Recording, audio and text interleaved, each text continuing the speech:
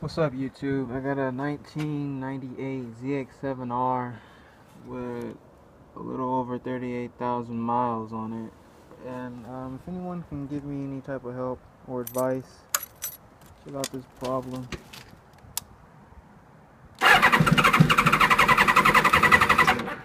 It won't start for the life of me, even with the choke on.